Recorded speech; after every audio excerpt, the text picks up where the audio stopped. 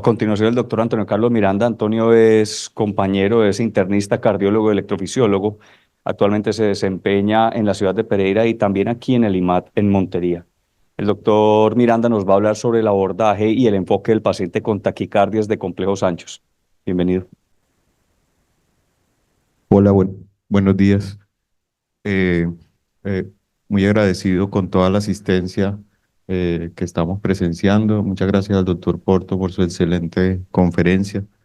Él ha sido maestro de todos desde que comenzamos en la medicina y estamos muy contentos de que nos haya acompañado.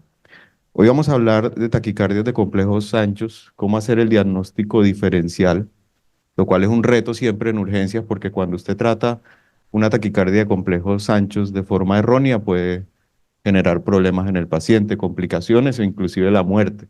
Por eso es muy importante tener claro ciertos criterios electrocardiográficos para poder hacer el diagnóstico adecuado y tomar las decisiones inmediatas.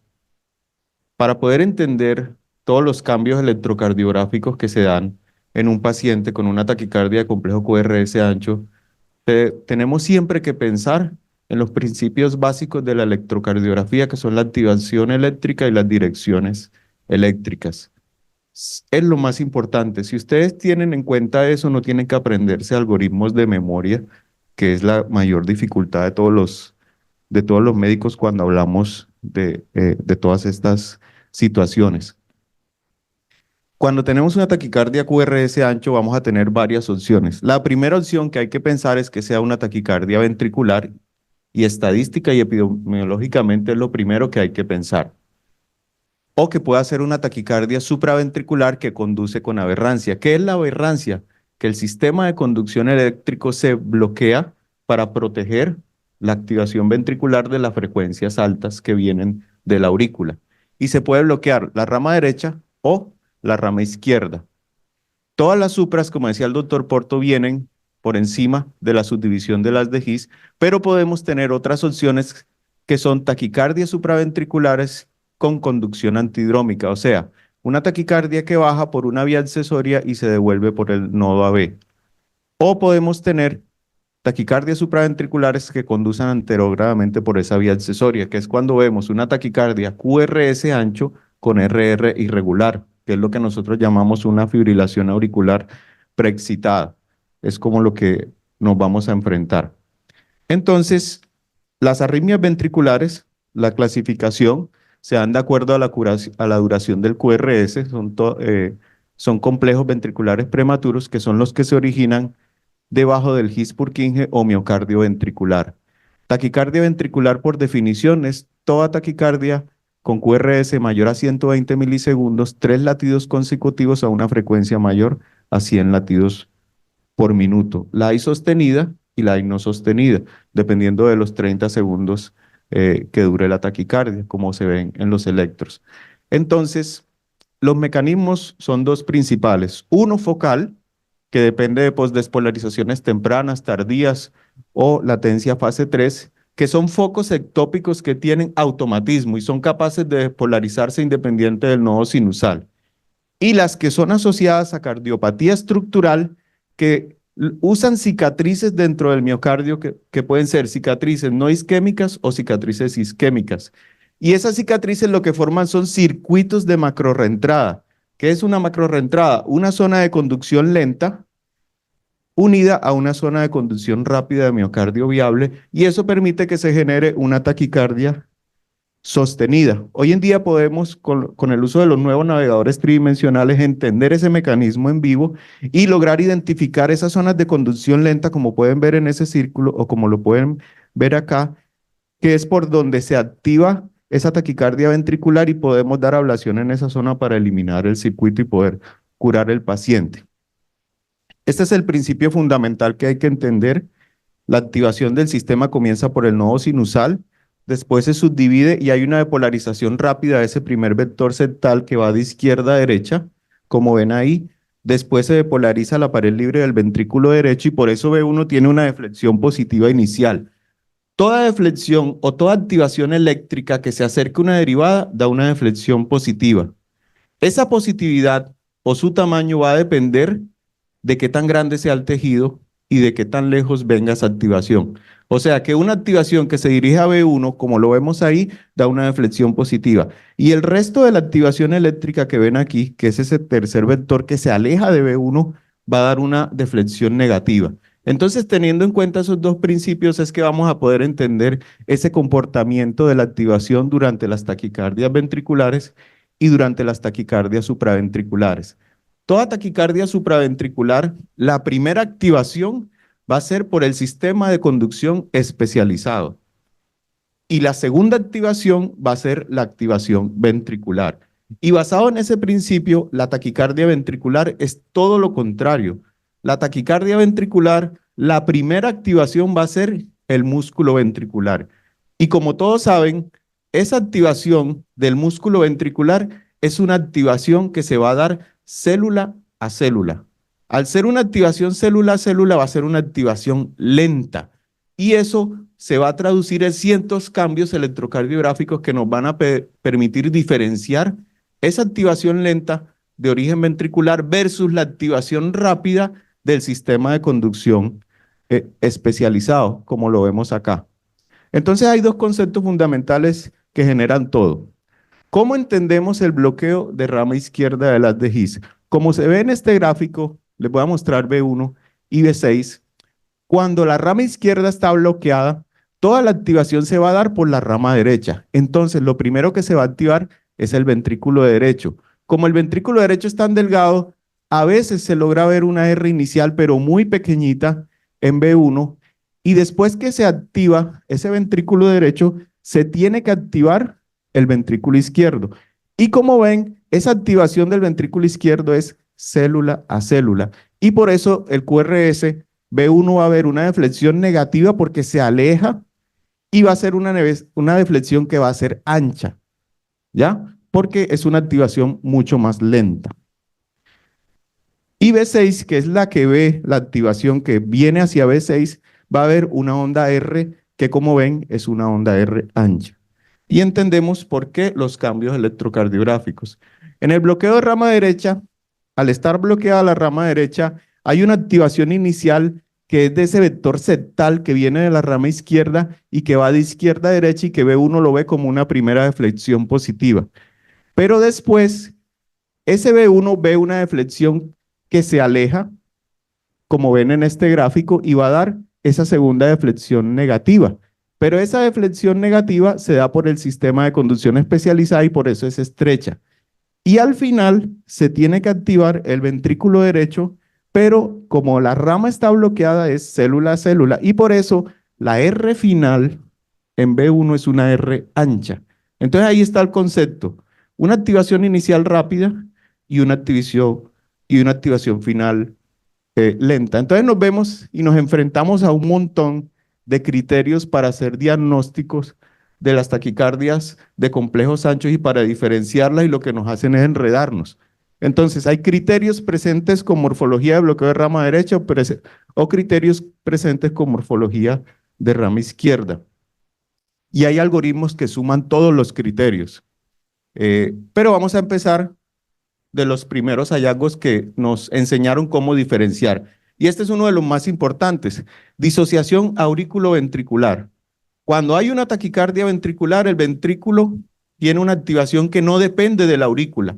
O sea, no hay conexión entre la activación del ventrículo y la activación del nodo sinusal. Por lo tanto, la activación ventricular va por un camino diferente a la activación auricular. Y por eso vamos a tener disociación y vamos a ver ondas P que caen en cualquier parte y que no tienen relación con el ciclo ventricular. Cuando usted logra identificar eso en un trazo electrocardiográfico, la primera opción es una taquicardia ventricular. Otra forma de ver eso es que a veces se activa la aurícula, baja por el nodo AB y logra capturar un latido. Eso se llama un latido de captura. Y a veces viene un impulso que viene de la aurícula y choca con un impulso que viene con el ventrículo de la taquicardia ventricular y se suman y se ve un latido que no es completamente estrecho y que no es completamente ancho. Eso se llama un latido de fusión. Cuando usted encuentra eso, ¿eso qué le quiere decir a usted? Que el ventrículo va solo y que la aurícula va sola y que inequívocamente eso es una taquicardia ventricular.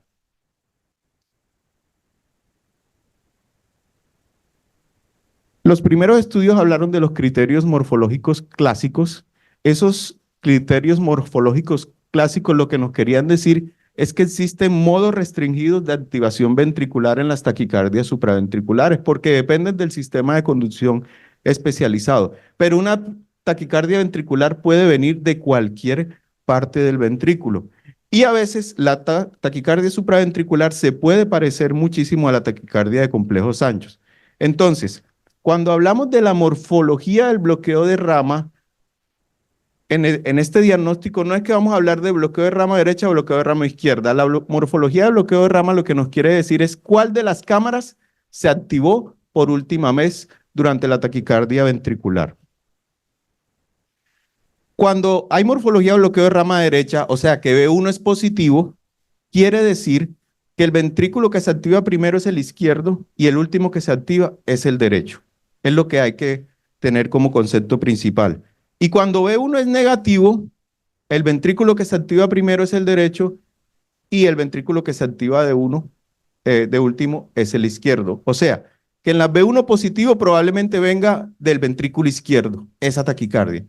Y la B1 negativo probablemente venga del ventrículo derecho con algunas excepciones. Entonces empezaron a hacer observaciones. Los primeros que hicieron trabajos interesantes fue Sandler y Merriott en 1965 y encontraron que cuando había ciertos cambios electrocardiográficos en los cuales B1, la morfología del QRS era igual a la morfología del bloqueo de rama derecha, probablemente estábamos ante una taquicardia supraventricular con conducción aberrante. Entonces ellos que empezaron a evaluar los 20 milisegundos iniciales del QRS. Si nosotros vemos aquí estos 20 milisegundos iniciales y los comparamos con los finales, son más estrechos. Quiere decir que es una activación rápida y si es rápida depende del sistema de conducción especializado. O sea que estamos hablando de una aberrancia.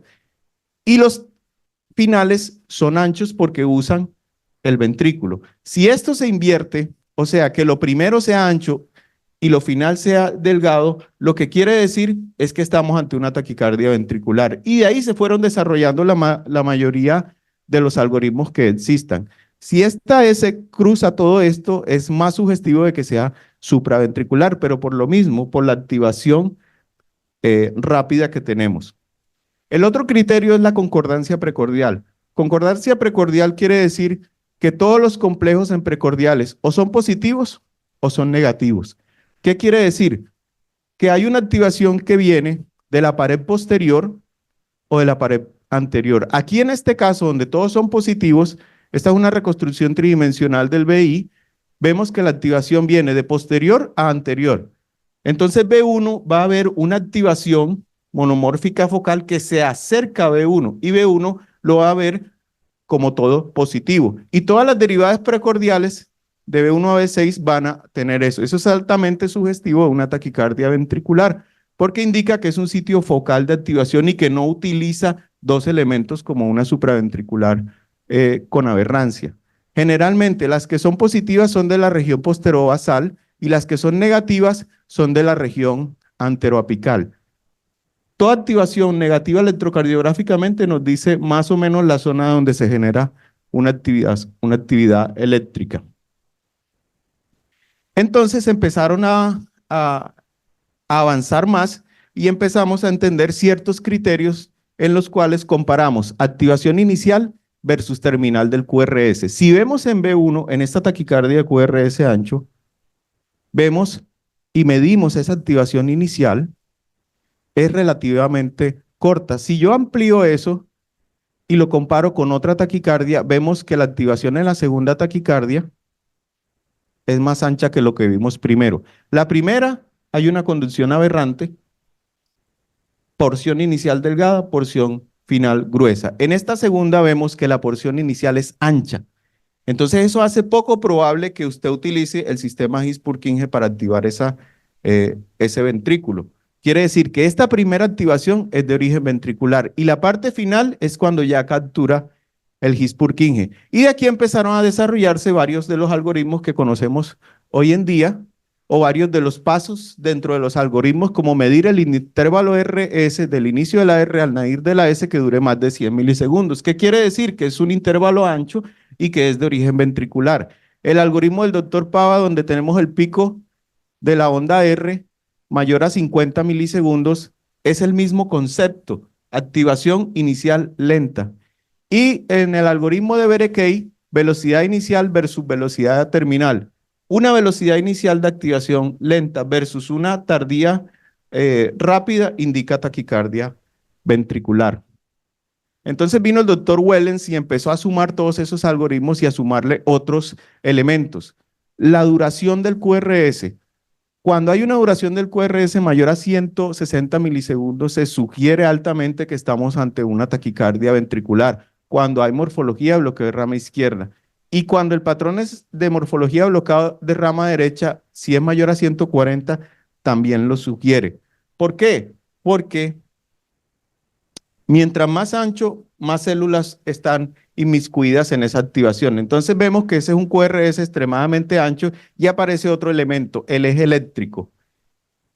La taquicardia supraventricular con conducción aberrante no es capaz de doblar el eje eléctrico tanto como la activación de muchos ventrículos, de muchas células ventriculares al tiempo. Entonces, si tenemos un eje superior, sugiere que estamos ante una taquicardia ventricular. ¿Por qué? Porque toda la activación se va para esta zona y toda es empujada por muchas células ventriculares. Si tenemos una taquicardia positiva en B1 y el eje se va a la izquierda, quiere decir que el ventrículo izquierdo es el que está generando toda esa activación y todas las fuerzas eléctricas se van para el lado izquierdo. Ustedes saben que el eje eléctrico es la sumatoria de todos los ejes de activación.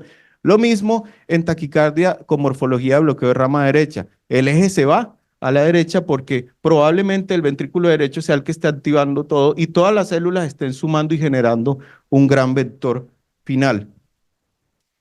Y a partir de eso se crearon los criterios de morfología que van dentro de los algoritmos, por ejemplo, los criterios de morfología de bloqueo de rama derecha. Si tenemos onda R monofásica en B1, onda R bifásica u onda R bifásica en la que la primera porción sea más alta que la segunda, eso es taquicardia ventricular. Pero ¿cuál es la explicación?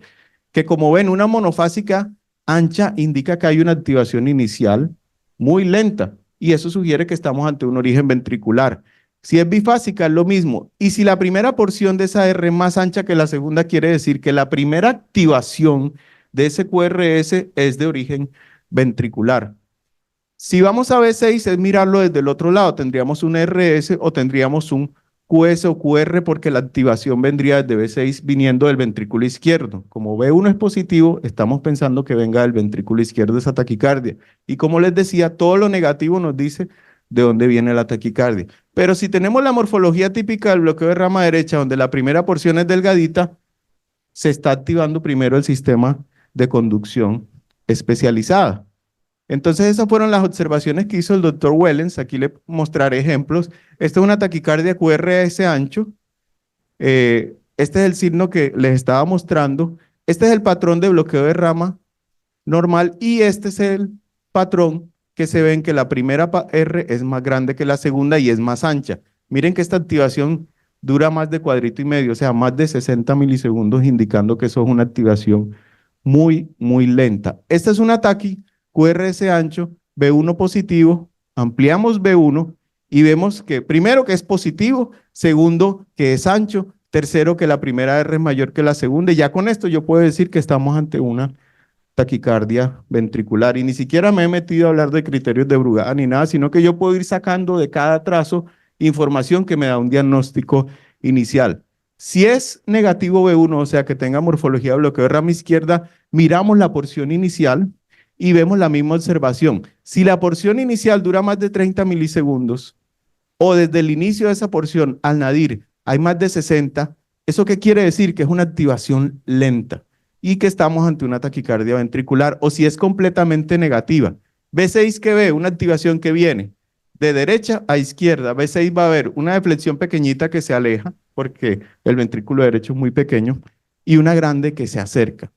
En cambio, si tenemos un complejo solo positivo, sería sugestivo de taquicardia supraventricular. Ya les había hablado de la importancia de la desviación del eje eléctrico. Entonces vino el doctor Brugada y empezó a sumar muchos de los criterios para hacer su algoritmo. Entonces lo primero era, que ya se los había explicado, si hay ausencia de RS en precordiales, o sea, que hay una concordancia precordial positiva como se ve aquí, que todos son positivos, ya usted se queda con eso de que hay una taquicardia ventricular y para la evaluación. Medimos el intervalo RS en precordiales. Claramente, si yo mido ese intervalo, aquí dura 3 cuadritos, más de 100 milisegundos. ¿Qué quiere decir eso? Que la activación inicial fue lenta y con eso ya usted sabe que está ante una taquicardia ventricular. Es mirar activación inicial y activación final, no aprenderse el algoritmo de memoria. Si comparamos con esta otra taquicardia QRS ancho, miren que pasa lo contrario. Miren esa porción inicial que es completamente estrecha y eso nos dice que estamos ante una taquicardia supraventricular con conducción aberrante. Si esos pasos no nos sirven, pasamos al de la disociación AB. Y si usted encuentra una P disociada, está ante una taquicardia ventricular. Aquí hay un ejemplo cuando B1 es positiva. Con ese solo criterio es taquicardia ventricular. Este es otro electro donde vemos B1 positivo y tiene la morfología bifásica en B1. Miren que tiene esa muesca o QR que es compatible con este criterio. Ya con esto usted puede decir que está ante una taquicardia ventricular. Y miramos B6, que tiene esa porción inicial positiva pequeña y la final negativa, dada por las mismas características. En cambio, aquí está el patrón típico de bloqueo de rama que sugiere que esta otra es supraventricular con conducción aberrante. Este es el patrón de morfología de bloqueo de rama izquierda y miren, porción inicial mayor a 30 y deflexión intrinsecoide mayor a 70. La deflexión intrinsecoide no es más que hablar del tiempo de activación inicial ventricular. Entonces esa deflexión también nos puede hablar de esa parte. Entonces puedo tener muchísimos ejemplos donde llegamos a la misma conclusión. Entonces, para simplificar las cosas, vinieron otros autores como el doctor András Berekei, el cual empezó a utilizar una sola derivada del plano frontal como ABR. Y ABR nos habla de las diferencias de los principios de activación y dirección, que es lo mismo que les estoy hablando. Si estamos ante una supra, la dirección es restringida y la activación es restringida. Si estamos en una ventricular, todo eso cambia. Entonces él miró que esa aberrancia de la activación ventricular durante la primera porción del QRS está dada por el His-Purkinje. Y en la TB, el His-Purkinje se involucra de último en este proceso. Entonces se clasifican las TBs en dos grupos principales. Las que tienen una onda R inicial en ABR y las que no tienen esa onda inicial en ABR, pero se lo mostraré con gráficos. Si tenemos una supra con conducción aberrante, vemos primer sector, primera activación delgadita, y todo esto que está aquí mellado es la activación célula a célula que usa el ventrículo. Entonces, primero se activó el sistema de conducción y segundo el ventrículo. En la otra pasa lo mismo. Si tenemos una ATV, toda la activación es del ventrículo. Entonces, lo más común es que vengan de esta región apical y vamos a tener un ABR positivo ancho. Si vienen de esta región basal lateral, ABR positivo ancho.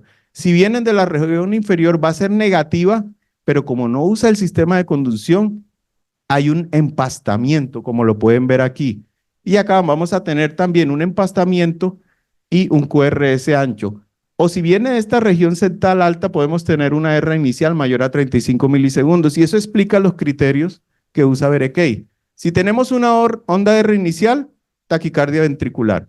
Si la porción inicial es Q o SR dura más de 40 milisegundos, es taquicardia ventricular. Si hay un notch o un empastamiento como este, es taquicardia ventricular. Y si comparamos en el QRS la porción inicial y la final, las velocidades de activación, estaríamos ante taquicardia ventricular.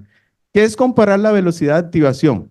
Que esta porción, ¿qué tanto cambia el voltaje de la parte inicial versus la inicial? Como vemos aquí, si el voltaje cambió poco en la porción inicial, quiere decir que es una conducción muy lenta. ¿Quién pudo subir más el voltaje? La parte final, que es la que usa el sistema de conducción especializado. Entonces, ya aquí en este electrocardiograma, con solo mirar ABR, ya tenemos diagnóstico de taquicardia ventricular porque es un ABR positivo. En este otro, miramos ABR cuya porción inicial dura más de 40 milisegundos y es positivo, taquicardia ventricular. Y en este que ABR es negativo, vemos que está empastado, por lo que les explicaba, que hay una activación lenta.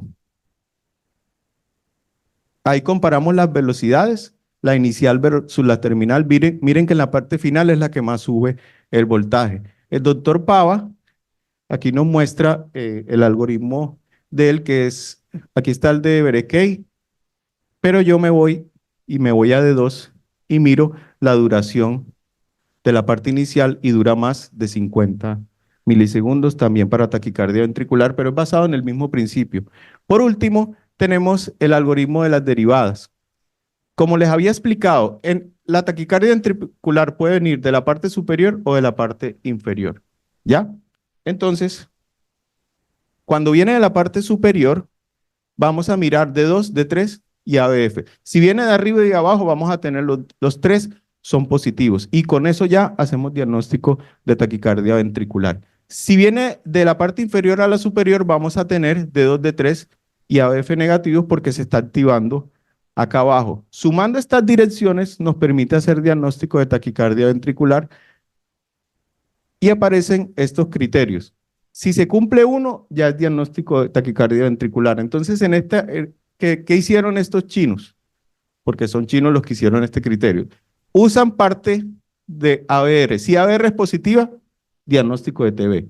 Y acabó el problema. Entonces miramos, cuando el QRS es negativo en D1, D2 y D3, llevan la misma dirección, es taquicardia ventricular. Si no tenemos eso y miramos las derivadas inferiores, miramos D2, D2, D3 y ABF, si todos son negativos, buscamos las derivadas contralaterales. Y se los voy a mostrar aquí en los trazos. Tenemos D2, D3, ABF positivo, ¿ya? Pero miren que las derivadas contralaterales tienen también una dirección que es contraria a estas dos. Una para un lado y otra para un lado. Con esto hacen diagnóstico de taquicardia ventricular en todas las formas posibles con este algoritmo. Y si no se quieren aprender los algoritmos, podemos utilizar el de Basel, que es mucho más fácil, que es historia de cardiopatía estructural, mirar D2, y D2 dura más de 40 milisegundos, ¿ya? O mirar ABR al tiempo, al pico mayor a 40 milisegundos y con solo dos criterios hace diagnóstico de taquicardia ventricular. Hay otros scores, los cuales no usamos. Como conclusión, el 80% de las taquicardias QRS anchos son taquicardia ventricular. Siempre hay que tener en cuenta que debe mirar si hay un bloqueo de rama o no hay un bloqueo de rama. Hay algoritmos de una sola derivada, hay algoritmos de varias derivadas y varios criterios. Independiente del algoritmo, la primera opción es taquicardia ventricular. La conducción aberrante genera una morfología organizada del QRS. Y lo más importante es que haya una activación inicial retardada. Eso siempre va a ser taquicardia ventricular. Y si el paciente está inestable, tiene que cardiovertirlo independiente de lo que usted esté pensando. Muchísimas gracias. Muchas gracias al doctor Miranda por la presentación.